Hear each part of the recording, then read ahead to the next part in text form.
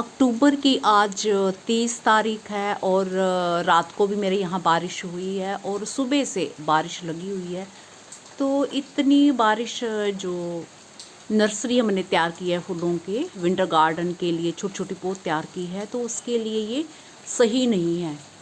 तो पता नहीं क्या होगा, छोटी छोटी पौध का क्या होगा। ये महीना भी अब ख़त्म होने जा रहा है, तो अब देखो कि कितनी पौध बचती है कि नहीं बचती है, क्योंकि इतनी खूब सारी बारिश, ऐसे लग रहा है कि जैसे बरसात के मौसम में झड़ी लगती है ना, उसी तरह से बारिश हो रही है।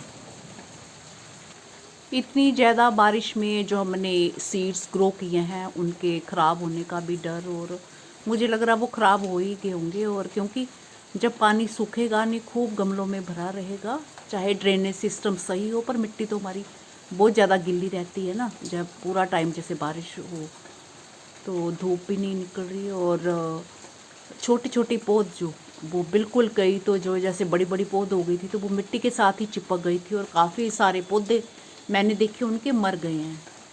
चलिए, जैसे ईश्वर की मर्जी, अगर इस बारी गार्डन तैयार नहीं होना होगा तो नहीं होगा।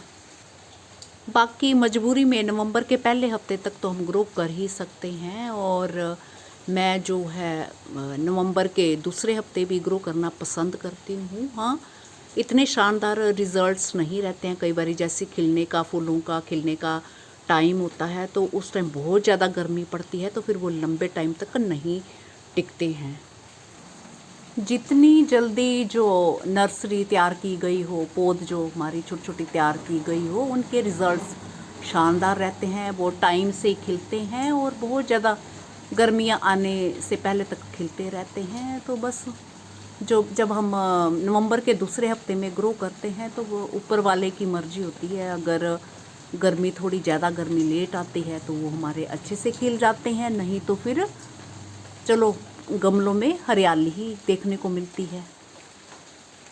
एक बात और, टाइम से जो हमारी पौध तैयार होती है तो उसमें सीड्स भी हमारे अच्छे से तैयार होते हैं, और जब हम लेट जो तैयार करते हैं, पौध तैयार करते हैं, तो उसमें फिर सीड्स आने के चांसेस कम रहते हैं, क्योंकि बहुत ज़्यादा गर्मी में जो पोलिनेटर भी हमारे ना के बराबर ही होते हैं, पोलिनेशन नहीं होता है और हमारे सीड्स तैयार नहीं होते हैं।